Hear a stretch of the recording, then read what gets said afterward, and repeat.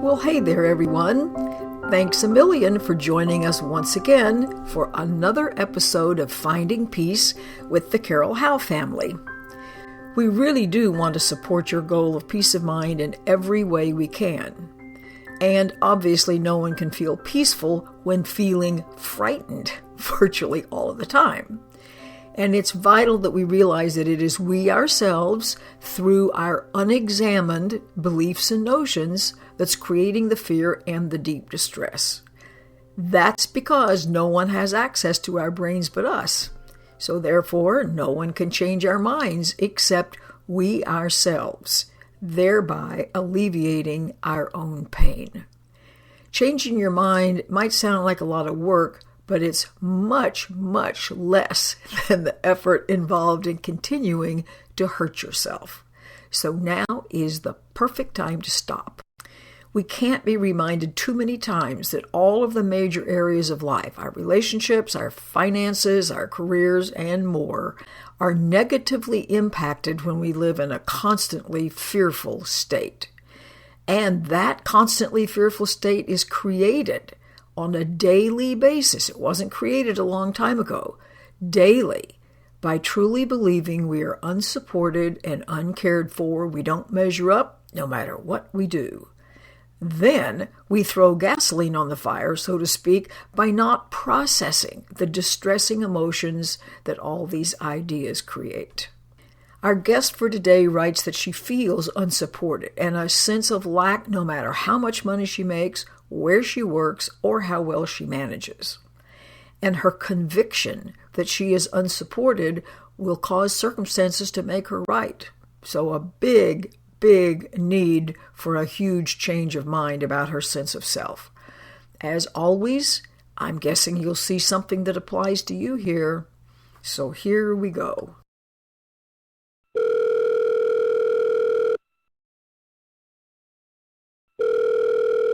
Hello.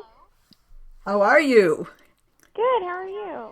Wonderful. Well, thank you so much for being willing to be part of our Finding Peace process here, because, as it turns out, there are a few problems that afflict everybody in the whole world. So good to know you're not the only one that has financial problems, thinking problems, and everything else. Yeah, that sounds true. So in any event, you mentioned several things in your email. And so which ones of the things that you mentioned kind of come to the top of your list? So the main reason I wanted to talk to you is about my fear. I have a lot of fear, and it's debilitating a little bit, and I just don't want to have it anymore. Well, I don't blame you. Being plagued by fear all your life would be awful. Yeah. So I do understand that. So what is it that you think that you're afraid about? So I was thinking about it this morning, and I think it boils down to feeling really insecure about my situation, like with my work and where I live. I just feel like really unstable, and I feel like I don't have any reason to believe it's not going to be that way in the future. In other words, you feel unsupported now, just in general, in everything in your life, and you see no hope for the future. That's just a terrible way to live. Well, I see a glimmer, I guess, but the data from my past indicates that it probably won't work out, and I'll be back here. Okay, well, see, that is the terrible problem of presuming that our past is somehow going to dictate our future, which it will if you don't stop the thinking. In other words, as long as we continue every day believing the same thing that we've always believed, there's no reason to think anything will be different. It would be like if you drive down the same street every single day of your life, you're likely going to see the same buildings every day of your life. This is presuming there's no big development going on for my metaphor here. So it's like I've got to go down a different direction if I have any hope of looking around to see that things will be different. How does that sound? Yeah, that makes sense. Okie doke. And I can hear a kind of a sense of either defeat or lack of hope in your voice. Can you hear that? Yeah. Well, I don't want to cry, but yeah. Okay, well, honey, cry if you want to, for heaven's sakes. Probably there are a lot of unshed tears, and that's part of the problem. So, in this terms of feeling unsupported, let's take a look at what's happening now. And here's the reason why. We make up a story that the reason I'm feeling unsupported now is because of something that happened a long time ago, but that's not true.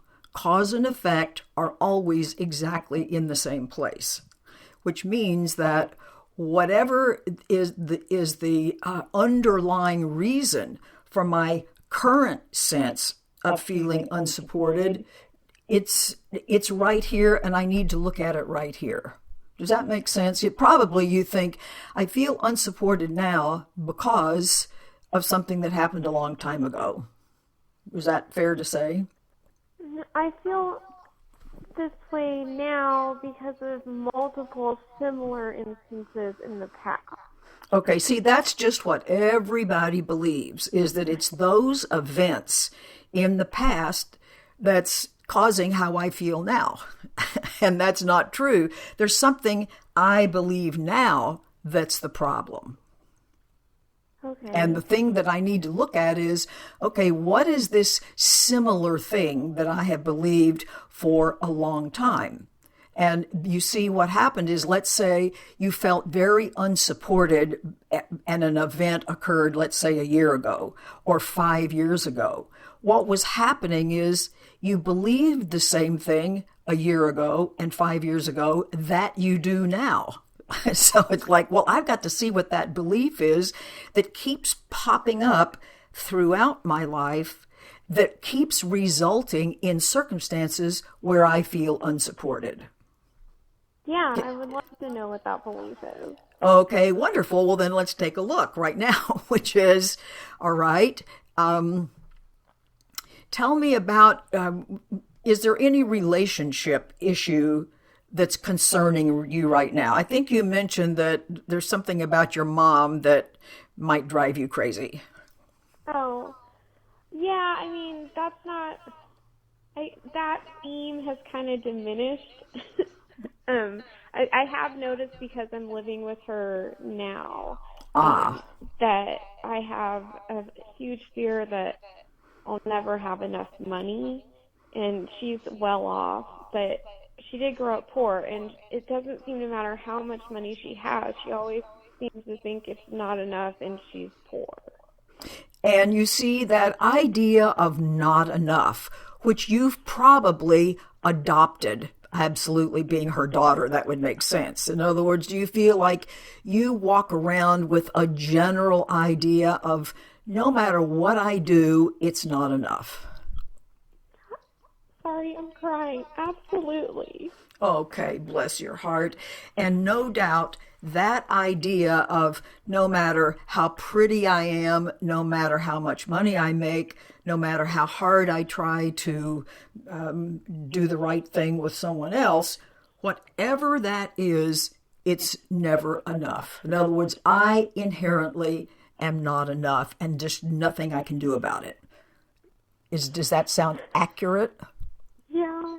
It's not accurate, but in other words, is that a statement about the way you believe accurate?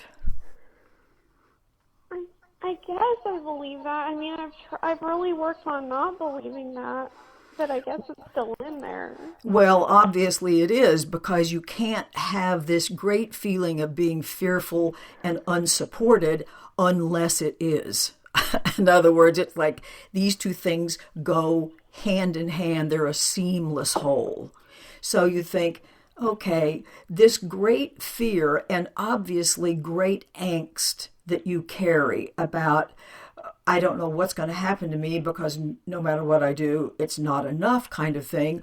What do you do with this great upset that must be with you virtually all the time? How do you process that? What do you do with it? I just keep trying to achieve more and more, so I am enough. Okay, so in other words, what's happening is your response to your feelings of fear and sadness, and there's anger in there, and despair and hopelessness and everything else. It's kind of like, I want those feelings to go away, so I'm going to go try harder doing something else. Yeah, because then maybe then I'll deserve to be loved and have nice things. Bless your heart. You see, you're already loved. You're already in possession of everything that you could possibly want, and yet it's not known to you. It's not a matter that it's not there. It's a matter that it's not known to you. In other words, it would be like if you were standing someplace and you were looking forward. In other words, that's the only direction you knew to look was forward, and it looks very dismal and ugly and horrible. And you know, like, why can't there be a beautiful world for me to live in? And then someone reminds you, well, if you will turn around, you will find what you're looking for is already there. This beautiful life with you doing a fabulous job at everything and being very much supported and loved is already happening. Listen to this, because nobody gets this. It's already happening, but you're not paying attention to it. And you think, have you ever thought of it that way? Probably not. No, but I can kind of see what you're saying. Okay, wonderful. If you can just get a sense of it. So then the question becomes, what am I paying attention to now that's keeping me from paying attention to this past? And, or excuse me, not to the past, of course, but to what's behind me.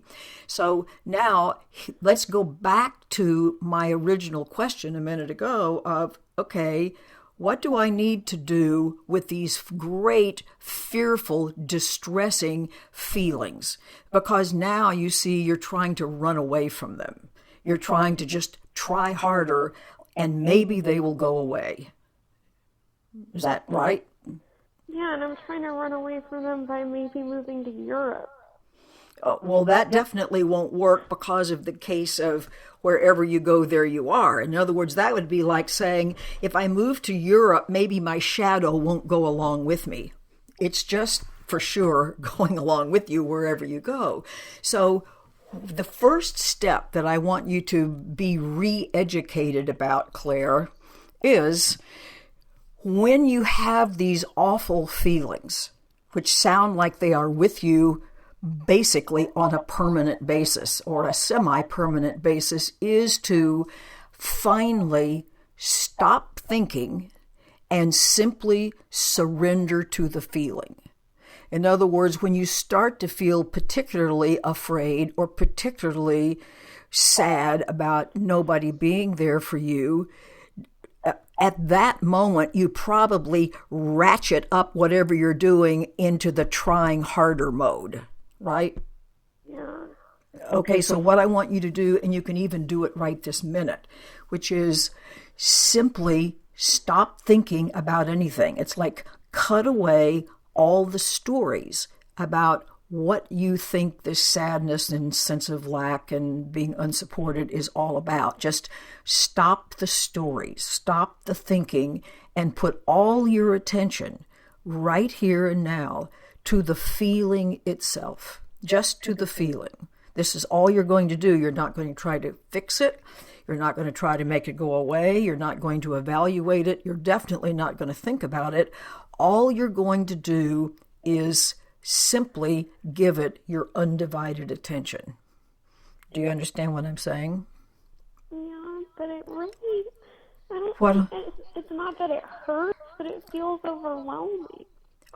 Exactly. And the reason why it feels overwhelming is because for such a long time, you have denied it. In other words, you have everything about the way you feel has been handled has been like throwing gasoline on the fire. It's made it worse rather than better.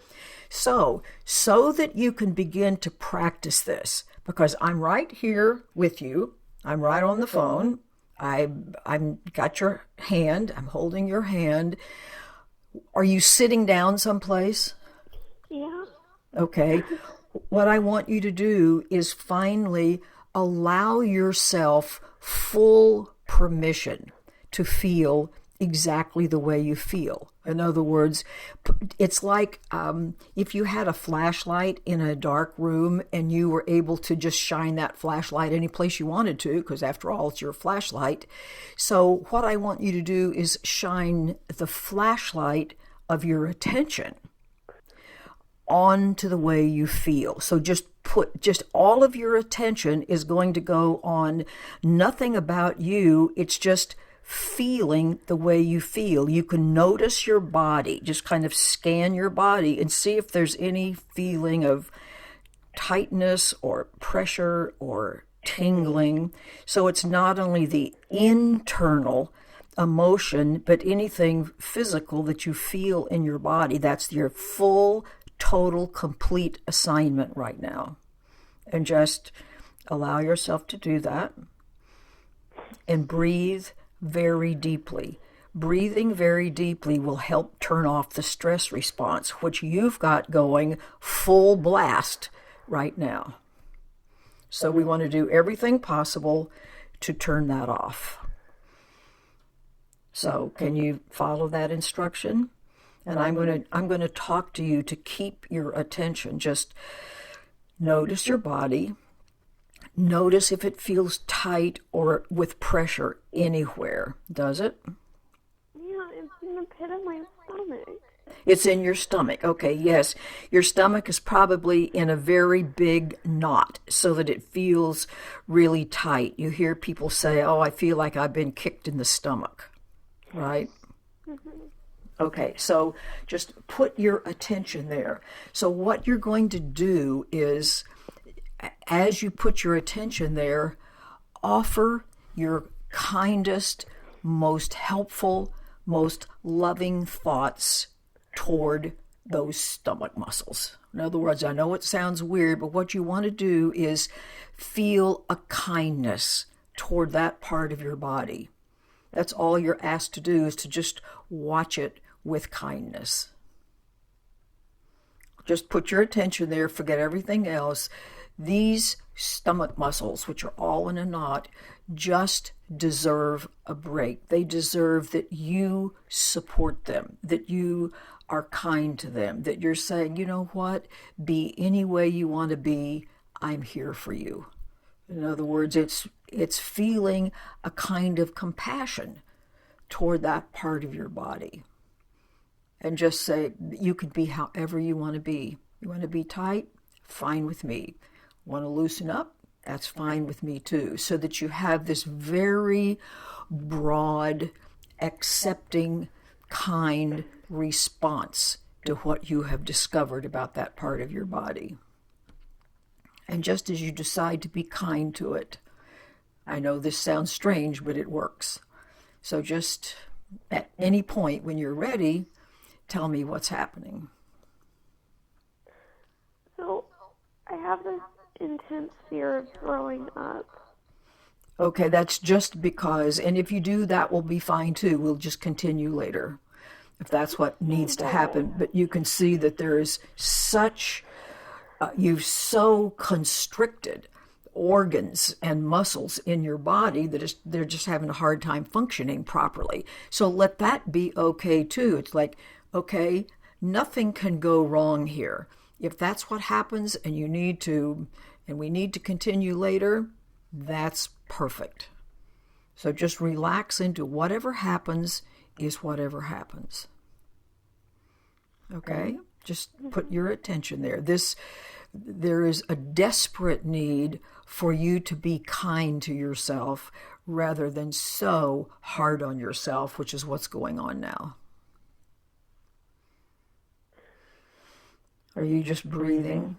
Breathing is just all you're asked to do right now, and to feel a kind of empathy for this part of your body and the whole process of holding on, to just be kind. And just kind of tell me what's happening. I'm just calming down. Does it calm down a little bit? Okay. Okay, now isn't that interesting? Now, by not thinking about how can I try harder, but by giving your full undivided attention to what's happening, then something has occurred. Something that's not within your intellect's control. But an automatic process has begun. Because at the same time, you're thinking about being as kind as you possibly can to your body, you are not telling yourself that you're unsupported. Do you see what I'm saying? In other words, those two things can't be going on at the same time. Yeah. Okay, so continue to feel very kindly toward yourself. Now, the other thing that I want to do, or want you to do, is notice a kind of across your chest. What does that feel like? Tight. Tight? Okay. Do the same thing there. Just kind of like, oh dear, I'm so sorry that this is all tightened up right here. You don't have to do that anymore. And if you want to, that's fine too. In other words, your attitude toward this part of your body is accepting, it's present, it's paying attention to it, it's honoring what's happening, it's giving it full. The attitude is, you have my full permission to be you, muscles. You don't have to keep adding those words, but you see what I want you to do. All attention now is going on that part of your body. It just wants your attention. So put it there with a kindness. It's like kind thoughts toward this area. Are you doing that? Yeah. Are you also continuing to breathe? Yeah. Okay. And what happens? I'm just calmer. Okay, that kind of, do you feel a slight little, doesn't have to be very big, but do you feel a slight little relaxing in that area? Yeah, it's slight. Okay, if it's any at all, you see, while you've been focusing this way, you have not been telling your brain that you're in danger, which is what you've been doing the rest of the time. And let me try to tie together for you how your thoughts and your body work together. When you think on a constant basis, I'm in danger, I'm lacking, I'm unsupported, I don't have enough, I'm afraid that something terrible is going to happen in the future, when those kinds of thoughts, and we have tremendously underestimated what happens with what we think of, well, these are just my private thoughts and nobody knows about it. Well, nothing could be further from the truth, because those kinds of stream of thinking kind of thing, that kind of stream of thinking tells your brain, this is going to be the cartoon version, but it tells your brain, I'm in danger, exclamation point, do something. Because there's no way that you can believe those ideas and entertain those thoughts without that being an endangering situation. You've said yourself, I'm very afraid of what's going to happen next, which is saying, I'm in danger now, and I am afraid I will be in danger in the future, right? Mm-hmm. Well, your brain doesn't know whether this is a real danger or one that you've invented. All it knows is that it takes you at your word that you're in great danger. It turns on the stress response, because that's why we have a stress response. It was the body evolved with a stress response to try to survive, so that if a grizzly bear is about to get me, I need for the body to gear me up for fighting or fleeing. And boy, it does it in spades. Now, part of what it does, besides sending a lot of energy to your arms and legs, if you were another animal, it would be to all of your legs, but it sends it to that part of the body to help you escape from the present danger. Well, at the same time it's putting energy in that part of the body, listen to this, it's shutting down all kinds of other functions in the body that aren't necessary for immediate survival. And for all of this to be accomplished, it just dumps all kinds of heavy-duty chemicals in the body that are only intended to be there for short little spurts, until you escape from the grizzly bear.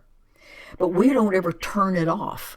So it's as if you have been calling for your body to dump all these hormones and chemicals in the body on a regular basis. And it's that chemical cocktail that's causing your emotional state. It's causing this constant fear. So can you see that there is a specific, immediate, direct correlation between the nature of the thoughts that you're thinking, your immediate body chemistry, and your emotional state? Which means I'm the one who's always 100% in charge of my feeling state or my emotional state because my thoughts are causing it. Not something that happened a long time ago. It's my immediate present thoughts that are the culprit. Can you follow me with that? Yeah, I know what you mean. Okay, well, if you can follow that, then you're home free. Because if I decide to change what I think about, I'm going to change my body chemistry, I'm going to change my emotional state, and everything's going to be different. Now, notice what happened when I ask you to pay attention to your stomach and across your chest.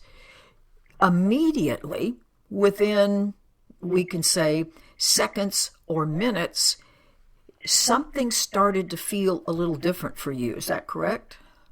Yeah. Okay, well, you just proved my point.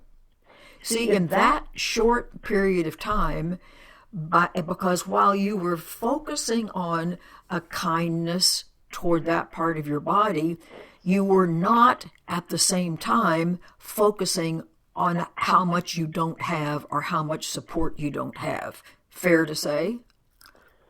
Yeah. Okay, well, there you go. In other words, you took your attention, which is all-powerful, off of what's false, what's not true, what's causing you to feel so afraid, and you put that very powerful attention somewhere else. And in this case, somewhere else with a kind of empathy and a kind of kindness and a kind of appreciation and just simply a focus on you doing the supporting. In other words, right at that moment, it's as if you were supporting and being kind to those parts of your body, weren't you? Yeah. Okay, well, can you see that when you did that, it felt a little different for you? Not only did things relax muscle-wise, but there was a little bit of relief, you might say, in your own mind. Yeah, right? I also see that I have this thought that, like, it's just always there now. And even if I'm calming down about other stuff, this fear is like, I can't seem to shut it up. Like, I put it on this replay tape. Okay, well, now that it wouldn't be the fear that's being replayed, but there is a thought that's being replayed. So what is the thought that's being replayed? Because if the fear is constant, that does tell you that some kind of a thought process is constant. So now we just want to go back up to the top of this food chain and go, what is it that you hear yourself saying to yourself over and over and over again? Yeah. Okay, so it's that, like, no matter what I do, I'll never have a good place to live, and I'll never have a stable life with, like... Right. In other words, no matter what I do, nothing will ever work out. Yeah. Okay. Yeah. In other words, in general, we're going to do that. And it's like, okay, first of all, have you really realized up to this point that thinking that thought is the problem? Or have you thought that was just kind of an effect of what was happening? No, I've actually convinced myself that it's quite logical and I'm being realistic. Well, that is strictly an ego mind thing. It's like being realistic. No, it's actually being insane. Because it's completely and totally foreign to the truth of you. You see, the only thing that's happened is you've been, let's call it, brainwashed, hypnotized by some ideas that are not true, and they have never been examined. In other words, for a long time, these ideas of how, you were insufficient and no matter what you do, you'll always never measure up, that's been brought forward from a long time. In other words, that thought you've thought probably every day. and every day has been unsatisfactory. But now what we're going to do is to say, what you take for granted that this is true. Is that accurate? You just take for granted that, yes, I don't measure up. No matter what I do, it's not going to work out. And you take that for granted as true. Correct? Yeah. Okay. And so let's ask, all right, who granted this in the first place? Like, why is it that you have such faith in this idea? Where did this come from, do you think? I'm going to tell you where later, but I want to know where you think it came from. Well, I mean, my mom basically didn't like me. I wasn't the daughter she wanted, and my dad always raged. He had like a rage problem, and he was always yelling at us, so I was never good enough for them, no matter what I did. So if I'm not good enough for them, and they basically made me, then how could I be good enough for anybody? And you see, all human beings, bless your heart, suffer under the tremendous burden of a variation on that theme. There's not a soul, even people who had much nicer parents than that, still, because of the way the immature, undeveloped brain works, we all still arrive at our, beginning to go to school, age 6 or 7, with some version of, I keep hearing this over and over and over, it's kind of about the same 8 things from thousands of people. I'm unworthy, I'm undeserving, I don't measure up, no matter how hard I try, it doesn't work, nothing is ever going to work out for me, and that's not quite even 8, but they keep happening over and over and over again. Nothing about this is true. Nothing about this is true.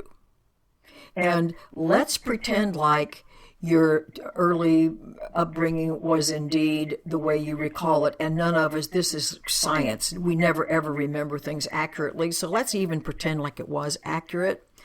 Right now, this moment, nobody's saying that to you except you. See, not a soul right at this moment, at this time we're talking. Nobody's saying a word about not measuring up and being unworthy. This is just a thought that you have never stood back and said, hey, what if this is an insane idea that got programmed into my brain when I was so young that I didn't understand what was happening, and I've never examined it as I've grown up. I've just presumed and taken for granted that this was true without question. Don't you think that's the situation you're in? Yeah. All right, well, what I'm here to tell you is nothing about that is true. There's not even 5% of it that's true. It is all 100% false. This is simply a case, and we all have to deal with this, of being programmed in a way, and so your brain has, it's literally like a computer, has been programmed with this idea. Well, let me tell you that programs that don't function to bring you happiness call for being replaced. So it's not you that has to be fixed, but it is an idea that you've just let run forward without examining it that does need to be addressed and replaced.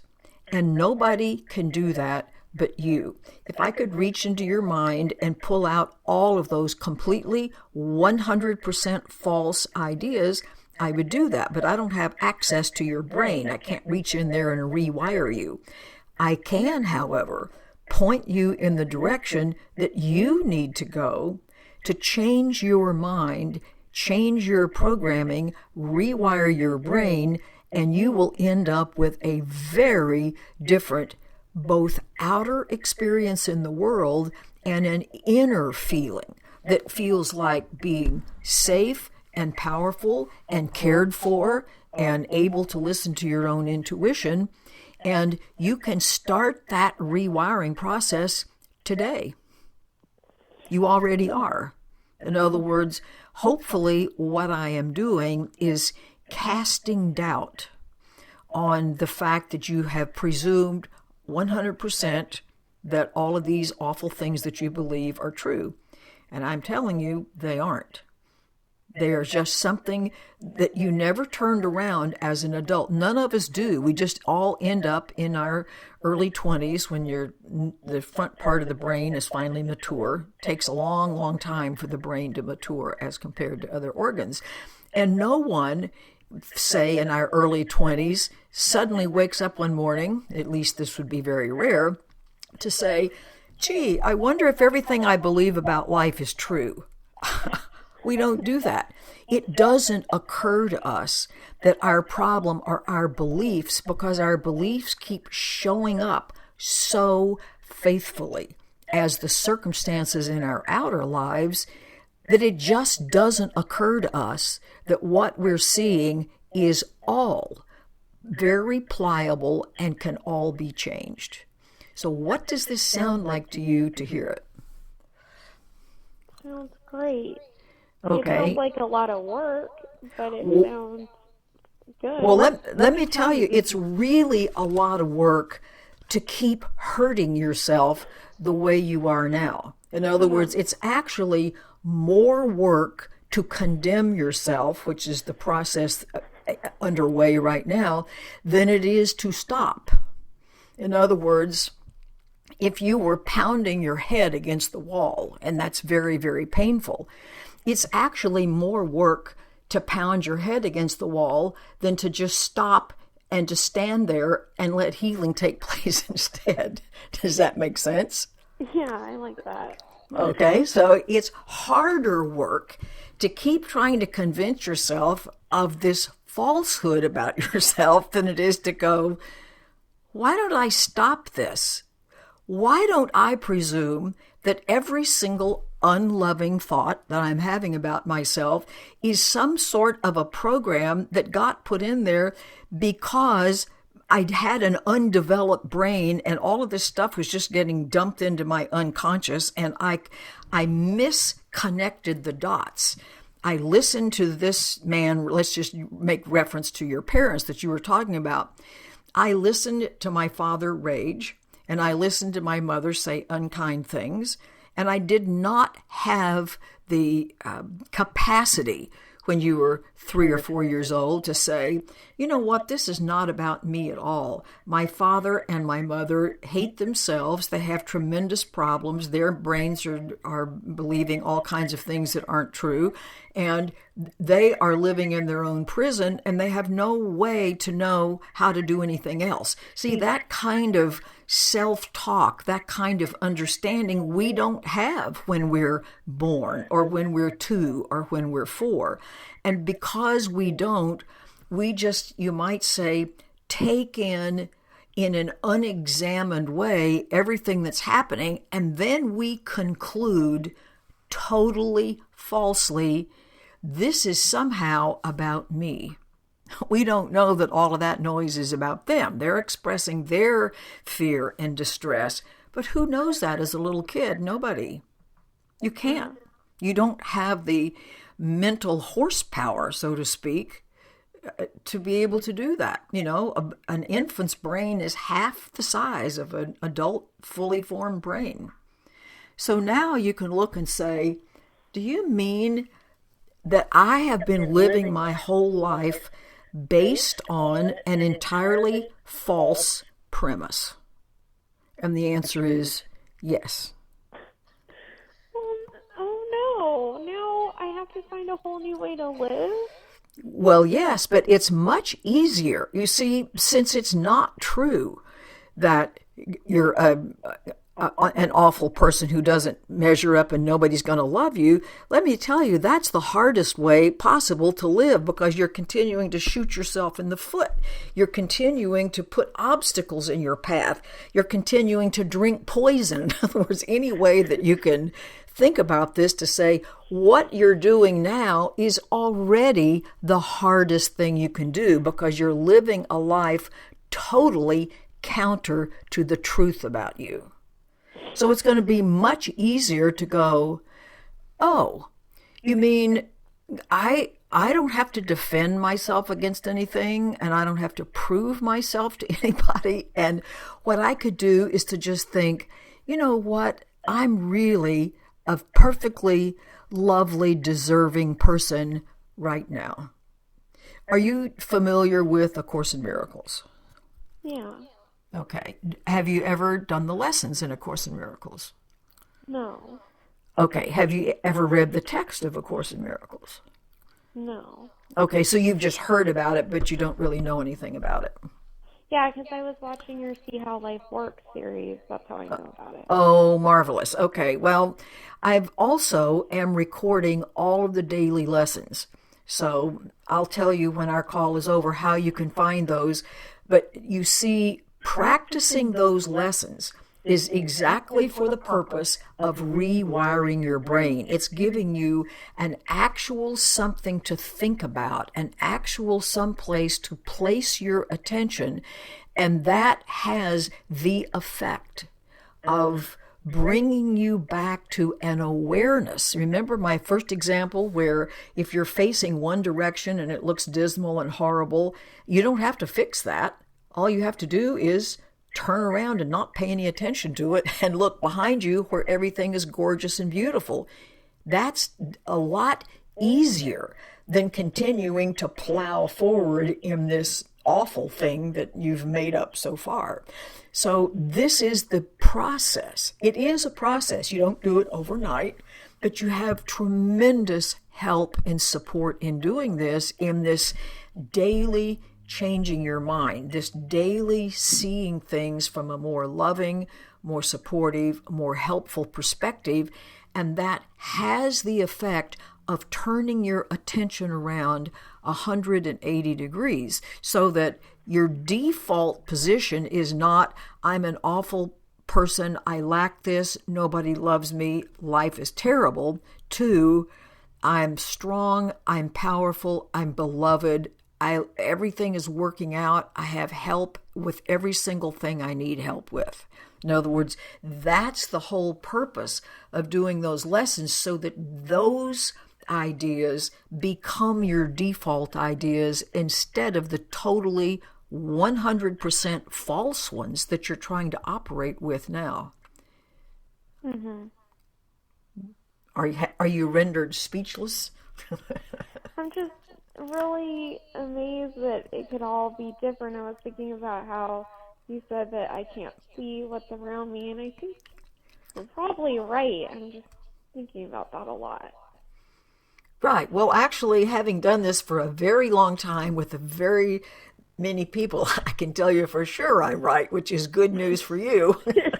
So, which means I can guarantee from my own experience that as you keep changing your mind, and you don't have to wait 5 years for some kind of feedback. It's not like, okay, I'm going to change my mind now, and then hopefully someday I will get results. You start getting immediate results. Okay, now let me ask you the same question I asked you a few minutes ago, which is, how do you feel right now? And now I'm a little scared of how great it could be. Okay, so now would it be fair to say that your level of fear and your level of distress has reduced a little? Yeah. Okay, well, there. What do you think of that? Already, you're starting to change your mind, and you know that because already your emotional state, which is always going to reflect that, has changed. And you think, well, how hard was that? It's really hard to try to do work and be with people when you think you're no good and everybody hates you. That's really hard compared to how hard has it been to listen to some true statements about you and spend a little time empathetically and kindly just noticing those parts of your body. So how hard actually has this been for about 45 minutes? It's been 45 minutes. Uh-huh. So how hard has that been? Not hard. Okay, it isn't hard. It's much easier to adopt these ideas about yourself that are true than to try to force yourself, because there is a lot of force involved, to believe these horrible things that aren't true.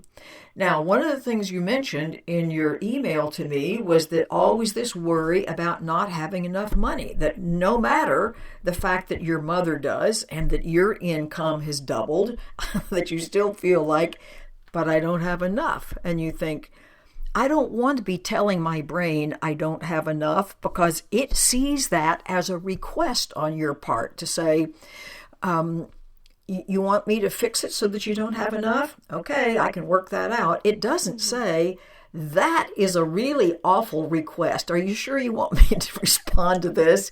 It's just, like the genie in the bottle. Whatever it is you say, it goes, your wish is my command. So if you want your financial situation, as well as all other areas of your life, to work out better, then this idea of I'm loved, I'm deserving, I'm supported, I was designed so that everything can be here for me. And I want to be open to this. This is a matter of openness. You see, the universe, we'll just call it the universe, just doesn't have any more trouble bringing these things to you than what it's bringing to you now. It's all the same to the, shall we say, in the manifestation department.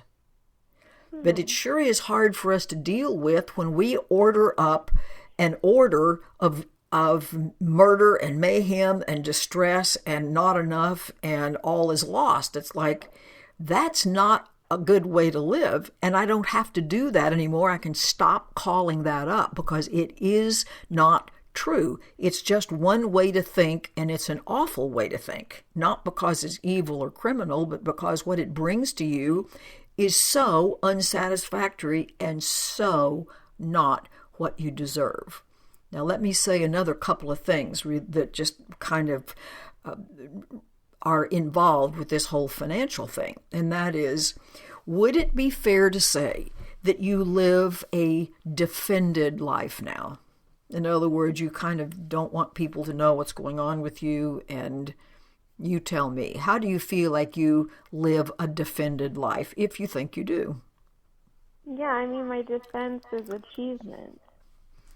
Yes, in other words, it's like you keep being successful in the world. And you can see, well, I'm doing things that I may or may not really want to do, but boy, I'm trying to look good. Yeah.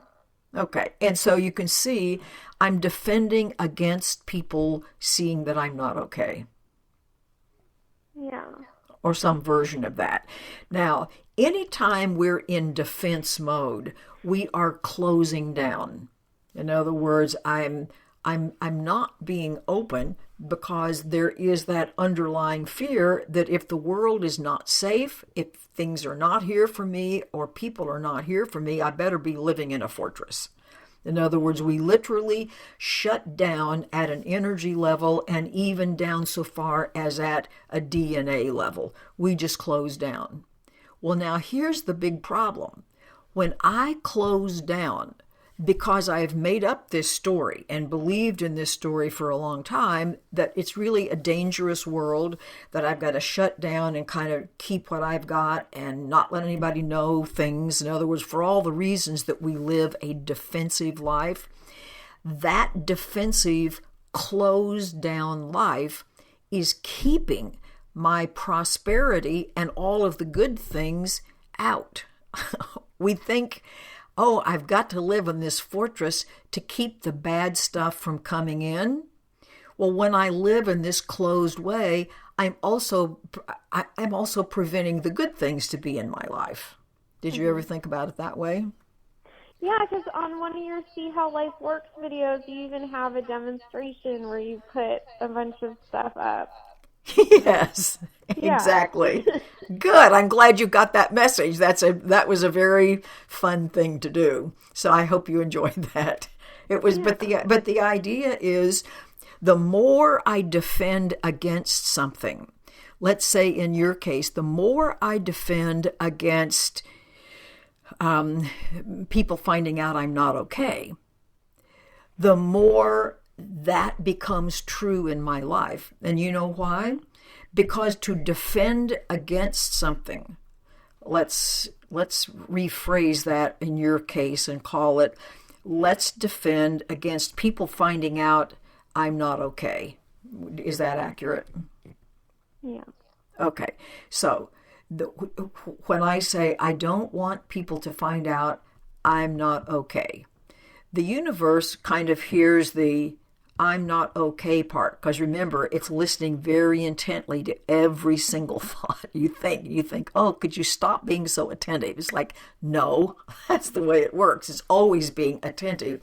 So when I keep saying, or keep defending against, maybe you don't think you're saying I'm not okay, but defenses against being found out that you're not okay is the same as declaring it. In other words, I've got all my focus on not being okay and what am I going to do about it. And so that just keeps being brought forward in your life.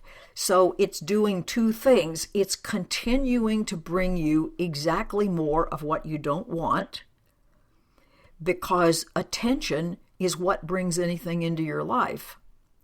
Now, the universe doesn't know that you're paying attention to this because you don't want it, because it can't tell the difference between I'm paying attention to this because I don't want it and I hope it goes away, or I do want it and I want more of it. It's all the same to it. All it knows is this is what you're paying attention to. And most people have no idea about that, which is how we keep shooting ourselves in the foot unwittingly. So you think, if I should decide, instead of worrying about how everybody's seeing me, if I should go into my daily life with the idea of everybody else out here is scared and confused as well. So what I want to do is to start thinking about supporting them. I want to start thinking about what nice thing could I say to somebody, not to be phony, but to just, how about if I start to put my attention on other people, what they might need, how they might feel better, what might sound nice for them to hear. And you're not doing this to try to be phony, and you're not trying to do this in any sort of a manipulative way. This is just so that you can start this process of putting your attention on what you want rather than what you don't want. Because, listen very carefully to this, when you offer people your goodwill, and you would like for them to feel comfortable, you would like for them to have a happier life than they might be having now, you are the first recipient of that gift that you're offering to them. Because this is what you're paying attention to for them. It's also what you're paying attention to for you. And you can't be paying attention to that and thinking about how you're not okay at the same time. That's a lot to take in, but can you see how all these pieces fit together? Yeah, it's funny because I actually have told my friend, it's not your money that keeps you secure, it's your kindness. Yes. And absolutely, because when I keep telling myself I'm in danger and I'm not okay, there's no way in the world I can feel safe. But if you decide, and this has financial repercussions as well as in all other areas of life, okay, I want to be kind to me. I need to be my own best cheerleader. I want to start recognizing all the people around me in their own way are crying out for support, for care, for love, for people paying attention to them, for listening to them. I want to do that for them, and I want to do that for me. In other words, you offer to other people what you want to experience, and you will indeed experience that in place of what you're experiencing now. You will experience the kindness that you're offering to other people. Doesn't cost anything. It's much easier than banging your head against the wall. Trust me, it is. Carol, I'm building a nonprofit right now to help women who've been through what I've been through at work. So now that seems to really go together. Okay, so what I want you to do is, if you feel like this is a matter of I've been victimized, is that what you're feeling? When you say what I've been through at work? I guess a little bit, but also it's just like I feel like I got caught up in a wave that it's just out there in the workplace. Well, it's not necessarily. In other words, that would be your experience, and if you think that's your experience, you will find you will be led to people who have had a similar experience, and then you might make up a story. Everybody's had that experience, but everybody doesn't have that experience. But it doesn't matter if you're right. What matters now is changing your mind now. So it doesn't matter why you put this nonprofit together earlier. If you decide this is going to be for the purpose of helping people find a new way of doing their work, a new way of thinking about themselves, a new way of being empowered, but not by pretending like they're victims now, but realizing I can live my life differently. So sounds great. Just make sure that the purpose of this is, shall we say, metaphysically correct. Yes. Okay? I know what you're saying. Okay. That's very, very important. That will color everything that's going on. So, you're exactly right saying that your sense of support comes from supporting not only other people, but yourself. You need to put your arms around yourself. You need to pick up little Claire and kind of imagine holding her in a rocking chair, putting her head on your shoulder, assuring her she's so precious and she's loved and she's adorable and you are there for her, and there's going to be no more of this talk about there's anything the matter with her at all. And just notice what happens when you do that. Okay? Yeah. So tell me how you're doing right this minute. Well, I feel like my heart could get bigger than I ever thought it could if I keep going this way. Absolutely. And you will love the results. You will just love the results, I promise. In all ways, in your financial ways, in your relationship ways, in just what it feels like to be alive ways. Okay? Yeah, I'm crying again, but it's not like in the beginning.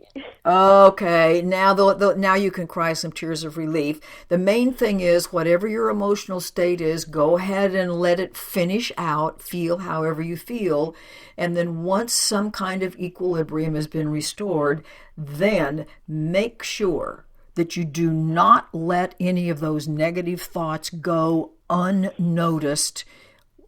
You want to read, when you notice they're there, stop and replace them immediately and watch how your life changes.